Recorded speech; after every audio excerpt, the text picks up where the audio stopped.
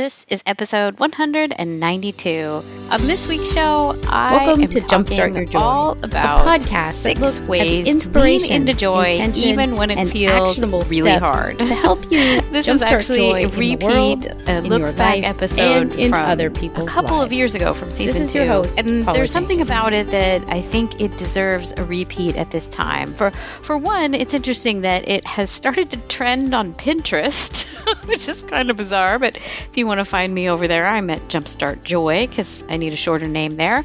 And it's interesting to see that it's kind of getting picked up and it's getting a lot of traffic over to the site. So there's something about finding joy and sparking joy in hard times that seems to be resonating with a lot of people right now. And so I don't know if it's just a collective feeling, but I felt like this was a really great week to look back at 6 ways to really tap back into that joy if you feel like you're in a hard place or if the world feels hard, because I think there is a lot of strange and unsettling news. And I've also seen that astrologically right now, it's June 21st of 2019 as I record this, that there is a lot of motion in the way that the stars are aligned. So I'm going to offer this episode up, maybe a way to find yourself centered again and to kind of look at how joy can come back into your life if you feel like you are missing it. I also want to say that it's super exciting. My podcasting class has kicked off and there are some really amazing women working on some really amazing shows.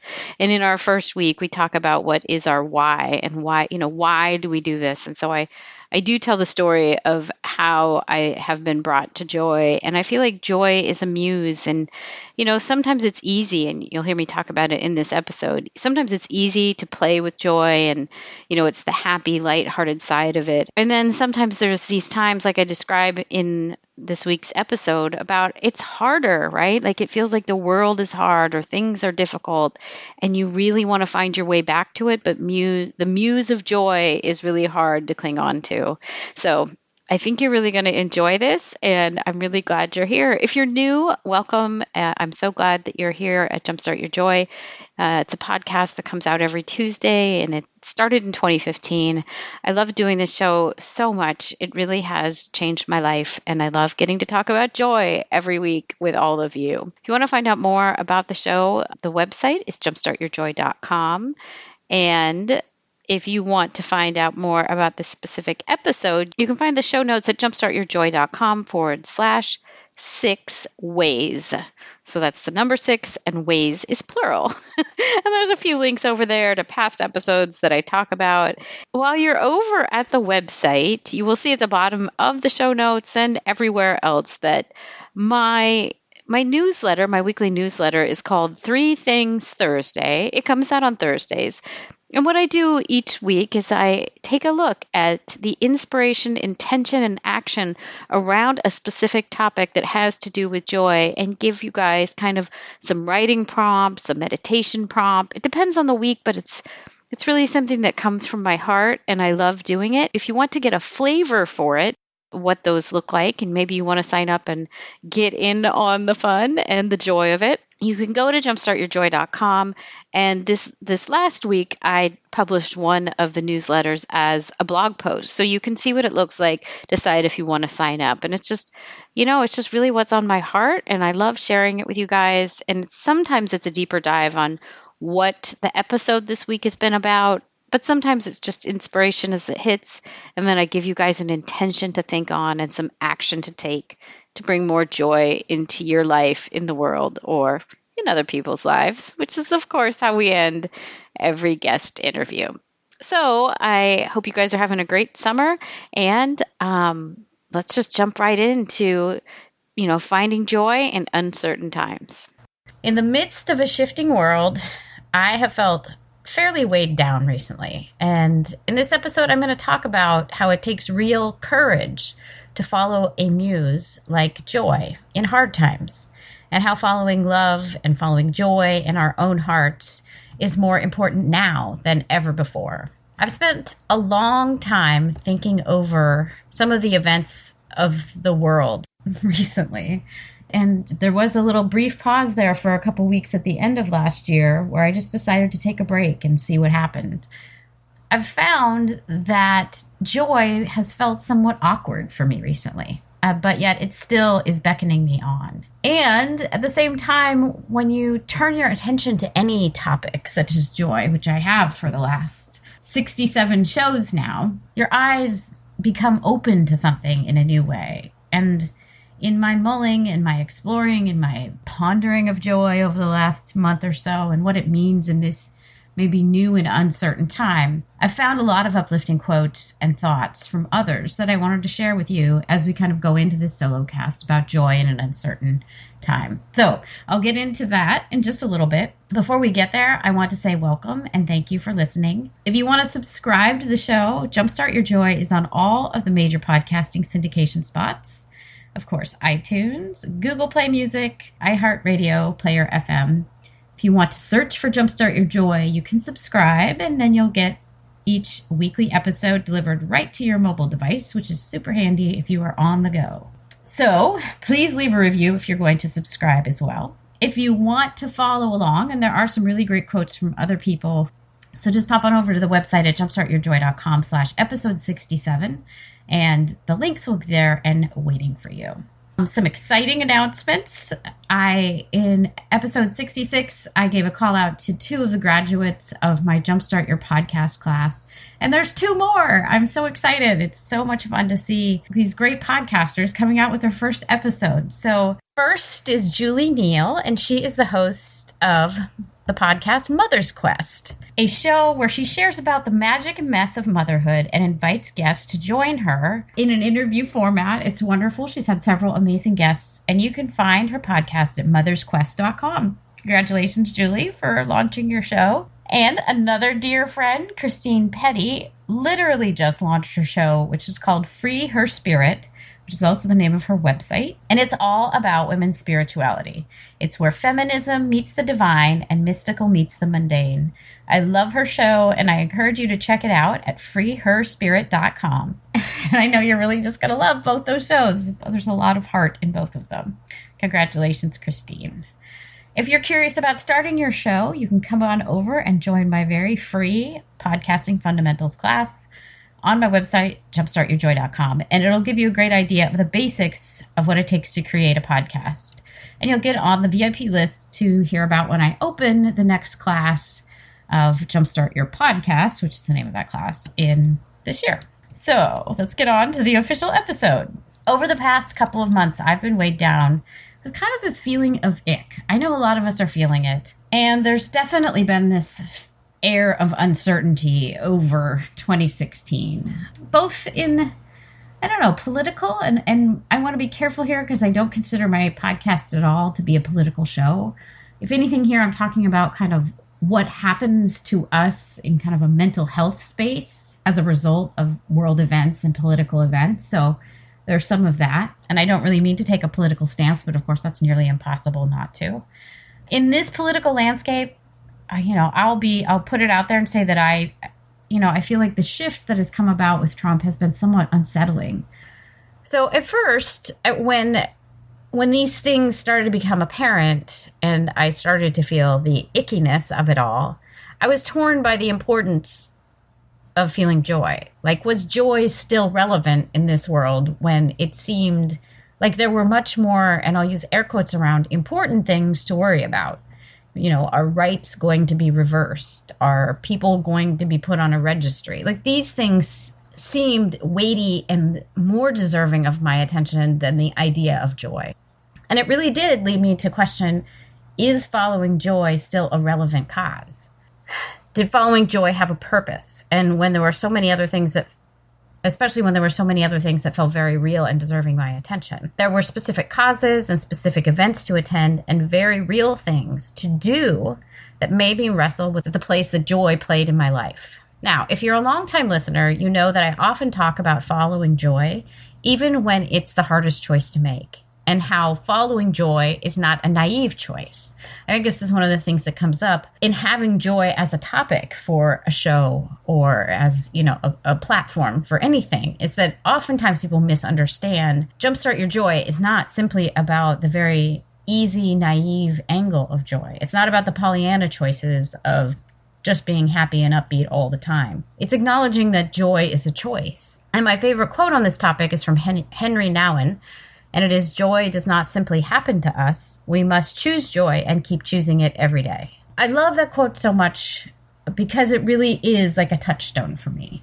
You know, every day I realize that I have the choice. Every moment, in fact, I have the choice to choose joy.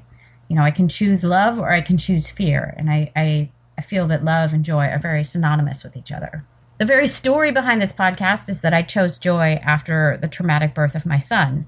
I dug really deep and decided that there was something more going on for me, something more important, something bigger than me that I had to cling to get through what was arguably the hardest and scariest time of my life. These last couple months, and maybe this entire, year-ish time, have felt rocky and tenuous, and in different ways, obviously, than a traumatic birth. It has felt like the things that I thought I knew were suddenly being called into question. Truths were no longer true.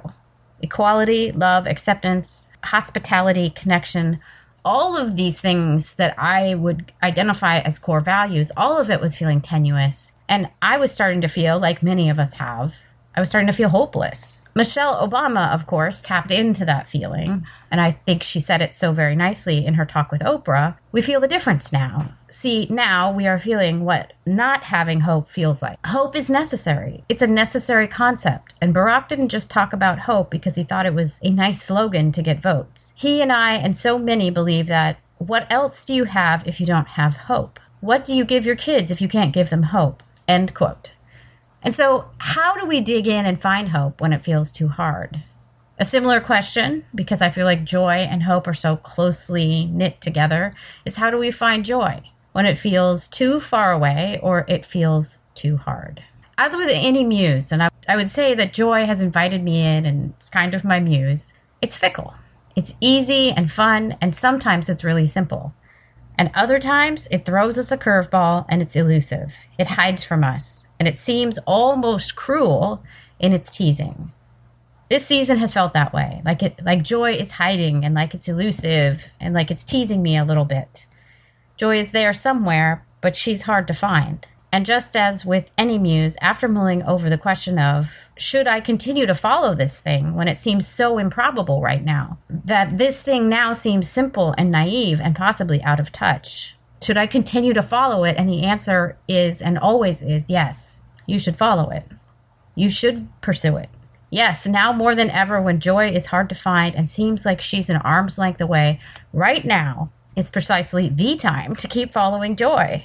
Because it's like any relationship. This dance that I have with joy, it takes work. Finding joy, again, takes time, takes commitment, takes love. It takes courage and recognizing that joy is worth it. The contentment and happiness for yourself and for the others in the world, joy is worth it. So, as I came to this conclusion of saying, yes, right now is the right time to follow this muse. It's time to see it in a new light. It's time to keep choosing joy and choosing it every day. I started reflecting on several ways to find joy in uncertain times. And so I'd love to share these top 6 with you. And I want to give a big thanks, even up ahead, to the other people that have played a part in bringing these ideas to life. The first one is ask yourself what is true for you. While this list will be helpful for anyone who is struggling to find joy in an uncertain time, I'm going to go back to the Trump election as an example. Please note that you could totally change out this example for other things that have shaken your world or caused you to question or lose sight of joy. This one just seems like an easy one for me at this time. Something hit me several weeks ago when I think it was both Kellyanne Conway and Scotty Neal stated that there was no longer any such thing as a fact. Scotty Neal Hughes was recently quoted as saying on the Diane Rehm show on NPR that, quote, "One thing that's been interesting this entire campaign season is that people are saying that facts are facts. They're not really facts. It's kind of like looking at ratings or looking at a glass half full of water. Everyone has a way of interpreting them to be the truth or not true. And there's no such thing, unfortunately, anymore as facts." End quote. And I'll link to the whole interview, including the response by James Fallow of The Atlantic, which of course provides a rather thorough rebuttal, but I totally agree with, that there are provable facts in this world. Of course, at first I was outraged by this comment, but then I realized that this was actually putting everything very quickly into perspective for me. This statement was that the group around Trump was not basing their election or their way of moving through the world on the same, and I will say, as an aside, widely accepted playing field that many of us do. By taking facts out of the equation, they were interpreting the world really however they wanted. There's plenty to argue about here, and I'm going to leave that to another podcast host to take and run with because that's not my show. But what clicked for me in knowing that there's a group of people out there that claims there's no such thing as a fact was that try as I wanted to make sense of what was going on, there was perhaps no sense to be made. Trying to comprehend the platform or the logic wasn't going to help me because this platform and this logic was not based in facts. And here's where the clarity hit. I could keep trying to make sense of the election, of what happened, of what Trump is doing on Twitter every day, but it was never going to make much sense to me. He and his team had confirmed that they were not working with facts, but they were working with their version of the truth. Ironically, there was freedom in accepting the reality of this situation. And the acceptance is that Trump won, and he's utterly unpredictable. Trying to fight the fact, or trying to change that fact that he won and he is, in fact, unpredictable, or trying to bargain my way out of the reality of that situation would only leave me, or you, stuck with painful thoughts. And this is where the Byron Katie story comes in so strongly, and I'll link to the episode with Molly Larkin where we talk about Byron Katie, but really what helps out here is accepting what is. Accepting the truth, accepting, in fact, the fact that this is our president-elect. And it leads me to these questions.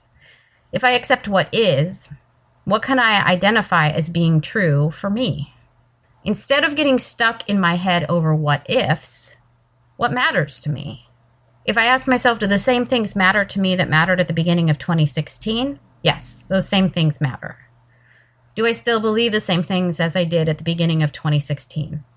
I believe the same things. I see some things with new eyes, and I've been, things have become clearer to me, but the core of what I believe in remains.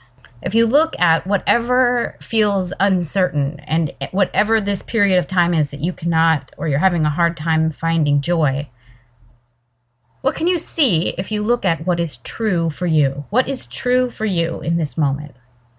What remains timelessly true for you? And please note that I'm not suggesting that you should ignore something that is a true issue for you or something that is a true issue in the lives of others. I'm saying with the reality being what it is, what is true for you here? For me, once I'd taken a look inward, I could see that nothing much was all that different. My truths, I love working with joy. I love talking to clients.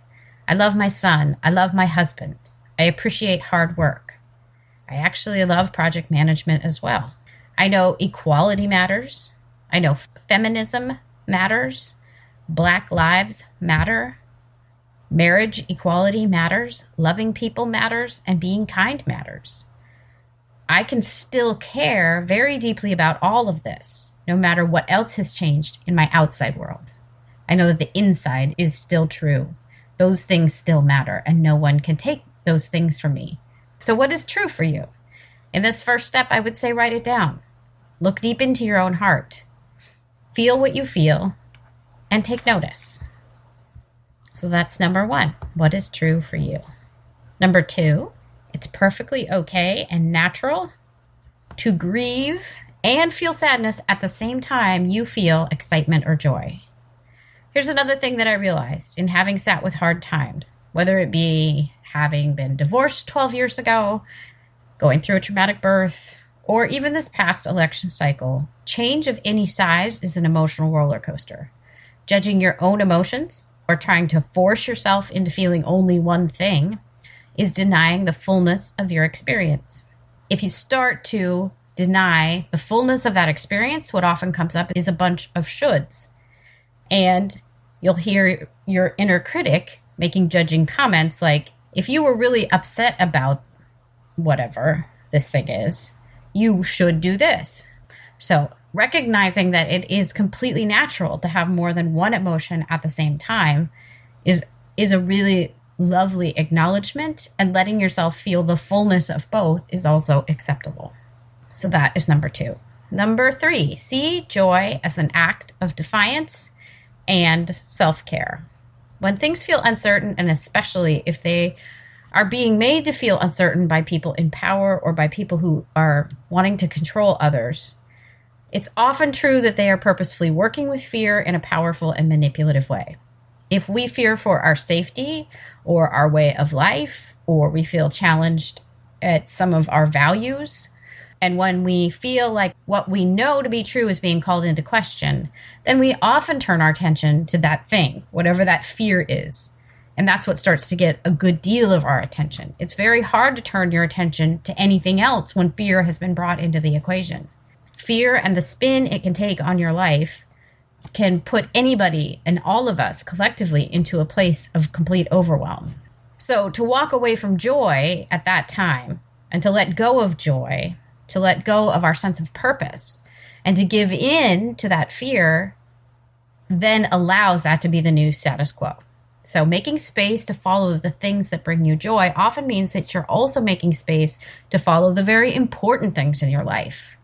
Acting against the things that feel oppressive, for example, making beautiful art to share with others, creating something that inspires other people, bringing about something new from the other emotions you're feeling and working through. When you give joy space, it allows you to do the things that you're here on this earth to do. And that is very important work. Joy and love are exactly what fear is not expecting. Because when someone follows joy, when somebody puts radical love into the world, it's nearly impossible for fear to live in that same space. So I would say by following joy, you're being defiant. And I have to say that sounds kind of fun. Don't give those other folks that want you to buy into the fear the satisfaction of you doing that. Don't give yourself that out. Don't let it take all of your attention. And that's one way for it to feel somewhat defiant and somewhat also restorative in a way, because you're feeding into the thing that feels like your purpose. You're feeding into the thing that gives you energy and gives you a greater sense of connection and love and acceptance in this world. Number 4, see joy as a way of caring for others. So maybe if you're not quite there at that place in your life where it feels right to give in and be, or to put forth a defiant act of joy, or to take care of yourself in that way, but you're still looking for a way to find joy in an uncertain time. Maybe leaning in right now would look like focusing your joy on someone or something else. What can you do that would uplift someone else? Is that volunteering? Is it helping a neighbor? Is it making meals for someone? What can you do? Sometimes it's easier to feel selfless and do something that gives to others instead of focusing that joy back on yourself. So if that feels easier, one way to jumpstart your joy in this situation would be to do something that is an act of kindness or an act of love or an act of graciousness towards someone else. What can you do that uplifts someone else? What can you share?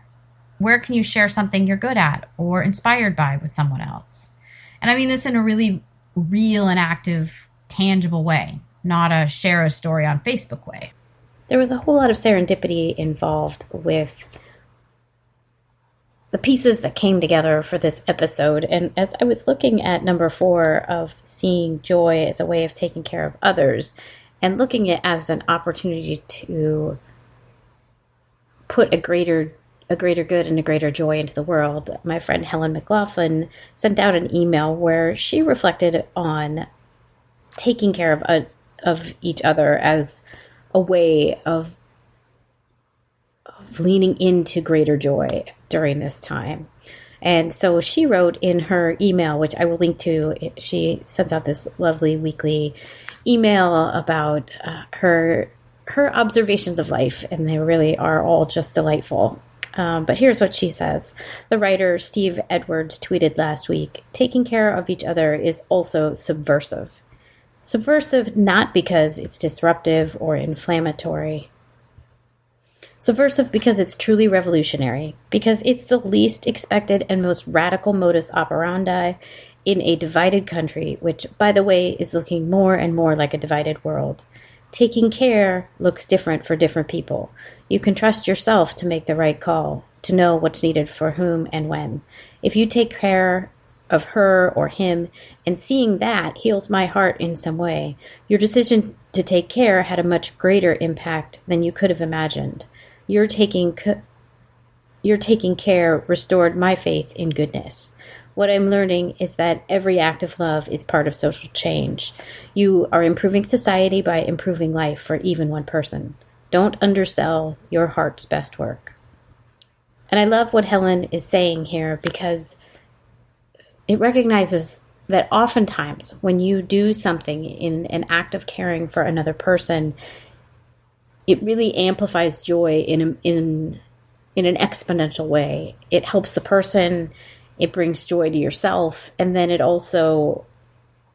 multiplies the good that's in the world, and often gives even bystanders that sense of joy and well-being, and inspires them to do something else. So if right now your heart isn't in a place where maybe leaning into your own joy or doing something for yourself feels like the best way or the easiest way to go, think of those things that you can do for someone else. Take care of someone else and spread the joy in that way. Number 5, little bits of joy brought to life make room for more joy in your life. Another really amazing act of serendipity is that my friend and former guest, Laura Sims, shared a great post on her site about finding joy, about finding your purpose in uncertain times, and dropped this bit of little awesomeness. The most courageous people have a history of doing courageous things. That's because courage is not something you sit around hoping will show up. Courage is something you create. And of course, my heart leapt when I read this on the page. It also came around just about the same time that I was creating this episode as well. And the thing that really rang true for me here was that when you look at courage, I think courage and joy are closely interwoven. I mean, they both come from a place of love often, and a place of really knowing yourself, and a place of wanting to do the right thing, even if it's the hardest thing to do. And so in my mind, I kind of swapped out the words of courage and joy, and it sounds a little bit something like this. The most joyful people have a history of doing joyful things. That's because joy is not something you sit around hoping will show up. Joy is something that you create. And so in this idea, I mean, it goes and ties back so closely with that Henry Nouwen quote that I love as well, but that there's this sense that when you start to take that, even that first tiny step of creating a bit of joy in the world, or of following joy and what it looks like in your life, just that little bitty step, it sets up the space for more joy. Not only does joy feed itself, but once you've flexed that muscle and started leaning into joy, and you've taken a step to get out of the space of fear or just that general meh that comes up, you've put joy in motion. The first step might feel hard, and the step after that, the second step, will feel a little bit less so, and soon you're following joy and seeing where it leads you, and it's lost that overwhelming feeling. The other thing that I love about this is that for the first part, it's that joy feels easier once you've started making it a practice in your life. So if it's, going out of your way to do one joyful thing each day, that's a great way to start. But it's also that knowing that it's not something that just comes to find you. It's not something, joy isn't just something that shows up and says, here I am, to really find your way to it. It's something that you have to help co-create, and something that you have to recognize in yourself or in someone else. And so digging that out and making it a part of your life is one of the keys to finding joy in uncertain times. Number 6, explore what joy looks like at the crossroads of whatever else you're feeling. This one is so close to the idea that I think number 2, where it's that, it's possible to feel more than one thing at a time. But let me parse this out for us. So often we think that we can only hold room for one emotion at a time. But this idea is really what happens if you allow space for joy in this uncertain time to look like something new. So if you look at the crossroads of, I want to have more joy in my life, but I'm feeling this overwhelming amount of ick. Well, what do those two things look like? Because I'll say that what joy looks like today for me is something very different than it may have looked like in previous times. The last year has led to a much deeper question for me about what joy is and what it looks like and where it shows up. The question that stays with me is one that I think I'll spend a lot of time with over the next year. And it's around what happens when my joy, or any one person's joy, comes at the expense or the cost of another person or group's joy. There's a lot to this question. It questions how economies even prosper. If economies are based on cheap labor from another country, how is my joy in purchasing this item in my country at the expense of whoever made it in another country? What happens when I drive my car and I use fossil fuel? What does that do to the larger ecosystem of joy? How does privilege and where I come from and where and when I was born, how does that come into my joy? And what am I taking for granted in my daily life that helps support the joy that I feel here and now, but that other people don't have? There's a whole lot in this that is deep and probing for me, and I think will really inform where I go in following the muse of joy through the next year. How do I further the joy of others along with my own is another piece of this question. How do I take the hopelessness that I've felt in this last few months and channel it into something else that helps others in a meaningful way? For me, joy is an invitation to go deeper, to look harder, and to spend time with uncomfortable questions. In my own world, if we go back to the example of the Trump campaign and election, I'm outraged by what some of I feel his election means. And so I'm going to go to the march in San Francisco on January 21st because it's a coming together of people who have similar values. The organizers of the march are saying it's a chance to come together for something we all stand for instead of something we stand against. That we show that we are stronger together and that we can do more together in a unified way. And it's a safe space to explore what that means. And so that's one of the things that I'm doing. And I think it's so important when we start looking at little bits of joy and what they look like at the crossroads of this new thing and exploring how joy can have a place even in the midst of an uncertain time. I think it's important to look at those things that you stand for. What do you stand for? What do you value? And then what's the action that you can take that would look like joy in this moment? My brand new boss took this idea in her annual holiday cookie making. She takes off several days each year to make cookies for her entire team. It was really, really beautiful to be the recipient of these cookies, and also just amazing to see the love and dedication that she puts into this each year. This year, she leaned into the darkness that she had felt, and I was super inspired by what she said happened next. So let me read this to you from her blog. And this is from Jennifer Ching. This year's theme is darkness. It's about taking something dark and bleak and turning it into something beautiful. I tried to keep most of the color out of my boxes. I went with black icing, metallic, and of course, glitter. And the result is something new and never seen before. There is a luxe beauty in my boxes this year, and they epitomize the feelings I've felt, articulated in a pretty way through edible, sugary goodness. And you know what? It's helped. For the past week, I've done nothing but channel my energy into creating and making something beautiful that the people I love can enjoy. That black tar emotion and gunk in my trunk is actually kind of like rocket fuel, and I just let it all burn off. In doing that, it's taken my focus completely away from the crap that I've been going through and feeling, and now, after the project has ended, I feel like myself again. It was almost like an exorcism or a purge, and I am whole again. This has been a healing experience, literally." End quote.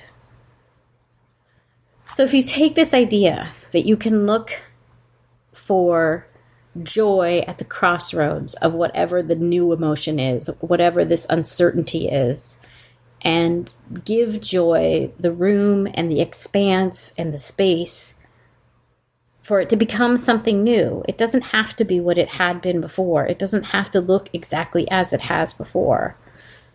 What is out there? What is something that you have loved that you can dive back into and just give it the space to be whatever it will be now? It's possible that you will feel a new and different kind of joy when you let it be, when you live into it, and when you acknowledge the hardness of things. So I hope these 6 have really given you a basis for looking at joy in uncertain times. Here they are again, just real quick. Number 1, ask yourself what's true for you. Number 2, acknowledge that it's perfectly okay and natural to grieve or feel sadness at the same time as you feel excitement or joy. Number 3, see joy as an act of defiance and self-care. Number 4, see joy as a way of caring for others. Number 5, little bits of joy brought to life can make room for more joy in your life. And number 6, exploring what joy looks like at the crossroads of whatever else you're feeling. Thanks so much for tuning in this week, you guys. I hope you enjoyed this episode and that if it resonated with you, I would love to hear from you at jumpstartyourjoy@gmail.com. You can send me your thoughts. I'd just love to hear from you and see if this was something that you needed to hear, because I know just from the traction that it's getting on Pinterest that this is something that's resonating with people. So let me know what it says to you. If you want to spark joy in your life by looking at the inspiration, intention, and actionable steps that you can take, again, you can find the sign up for my newsletter, and I send ideas on that each week. You can find that on the website, and it'll be at the bottom of the show notes. So show notes for this episode are at jumpstartyourjoy.com/6, the number 6, ways, plural, so 6 ways. And let's see, next week on the show, I'm going to be doing another look back episode, and it's because it's the 4th of July week, so I generally do a repeat on holiday weeks, and this is going way back in the archives. It's going to my very first season, and an interview with Franny Berkey, who is the co-owner of Franny's Cup and Saucer, which is this gorgeous and delicious little bakery in Point Arena, California. And I just love this conversation with Franny, and I love what she has to say about the passion that she has for baking. She made my wedding cake, so you'll get to see photos of that too when it all goes live. And I just can't wait to relive that really fun memory. So I hope you'll come on back and hear that episode with Franny. And until then, I hope that your days are filled with so much joy.